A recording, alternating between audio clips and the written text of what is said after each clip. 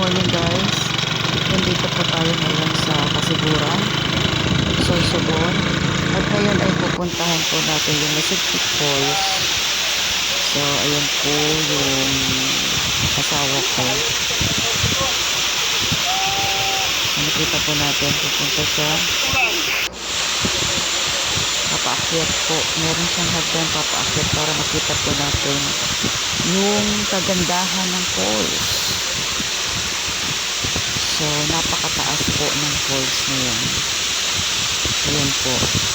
Napapaligiran po siya ng mga bato na merong mga vines. Ayan po. So, makikita po natin sa baba niyan, merong mga malalaking bato. Napakaganda po ng place. So, ayan po. Ito po yung place na kung gusto ninyo mag-relax, maganda yung gusto ninyong tingnan na nature.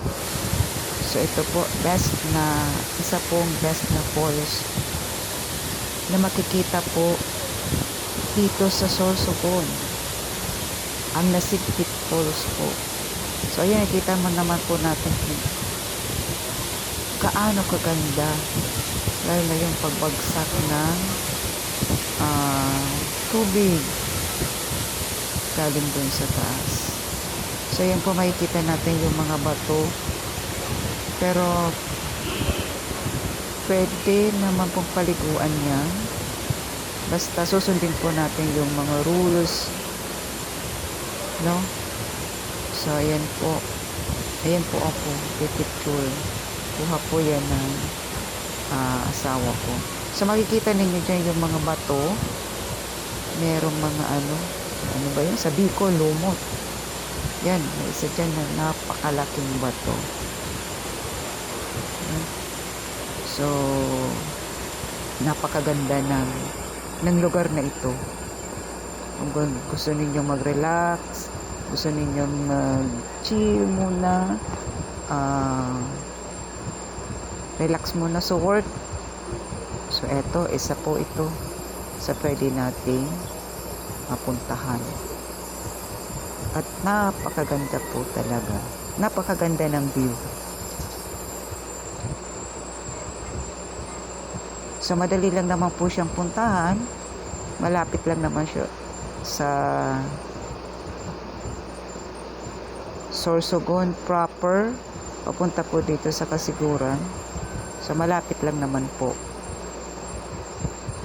At madali lang naman po siyang makita. So ayun po. Bababa na po tayo. At tayo'y nakarelax na yung ating mata. No? Dahil dito sa view na ito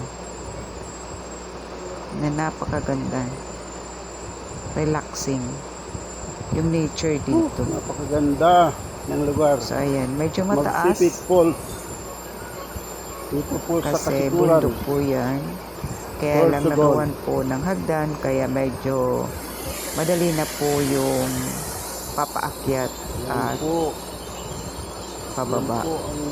So ayun po, so nakikita naman po ninyo kung gaano yung kaganda, gaano yung kataas na falls na po yan.